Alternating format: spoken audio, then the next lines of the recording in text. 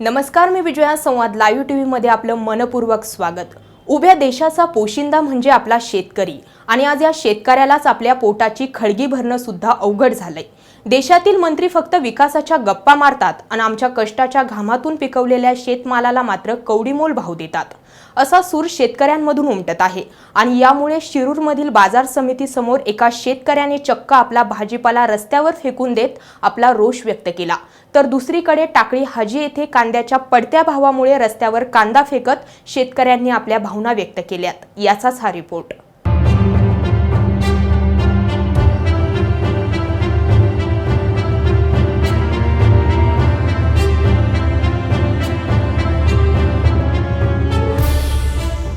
शेतकरी आत्महत्या, बळीराजाचं दुःख असे शब्द हल्ली आपण नेहमीच ऐकतो.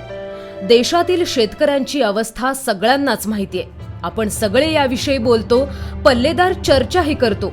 मात्र प्रत्यक्षात कुणीही शेतकऱ्याचं दुःख गांभीर्यानं घेत नाही. अगदी ज्याच्यावर हमीभावासाठी हवाला ठेवला जातो ते सरकारही नाही. मग शेतकऱ्याची काय अवस्था होत असेल तर ती अशी. हा शेतकरी आपला सगळा भाजीपाला रस्त्यावर टाकून देतोय. हे करताना त्याला काय वाटत असेल याची कल्पनाही आपण करू शकत नाही. जी पिकं आपण रात्रंदिवस कष्ट करून वाढवतो, ज्याच्यासाठी जीवाचं रान करतो, तो माल रस्त्यावर टाकून देताना शेतकरी उद्विग्न झालाय, विषण्ण झालाय. शिरूरमधील शेतकऱ्यांचे हे दृश्य पाहून कोणाही संवेदनशील माणसाला त्याच्या दुःखाची थोडी तरी कल्पना नक्कीच येईल. मात्र निर्ढावलेलं सरकार कधी जागं होणार कोणास ठाऊक. हे केवळ शिरूरमध्ये नाही तर राज्यातील अनेक भागात शेतकरी सध्या जगायचं कसं या विवंचनेत आहे. कांद्याच्या तुटपुंज्या भावानं कांदा शेतकऱ्यानं कांदा रस्त्यावर टाकून दिलाय.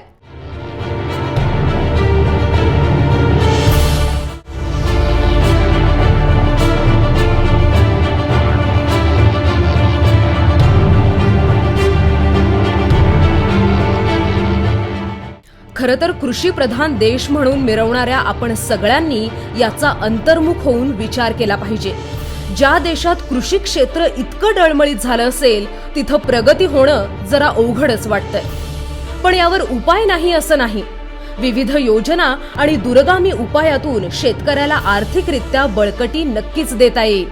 इथं मात्र समंजसपणा आणि राजकीय इच्छाशक्ती असणं हीच गरज आहे. ब्युरो रिपोर्ट, संवाद लाईव्ह टीव्ही, शिरूर. एकीकडे दुष्काळात शेतकरी होरपळतोय तर दुसरीकडे आपल्याच प्रशासकीय त्रुटींमुळे शेतमालाला हमीभाव मिळत नसल्याने शेतकऱ्याच्या वेदना त्याच्या डोळ्यातील अश्रून रूपाने बाहेर पडत आहे. नवीन घडामोडी जाणून घेण्यासाठी पाहत रहा संवाद लाईव्ह टीव्ही. धन्यवाद.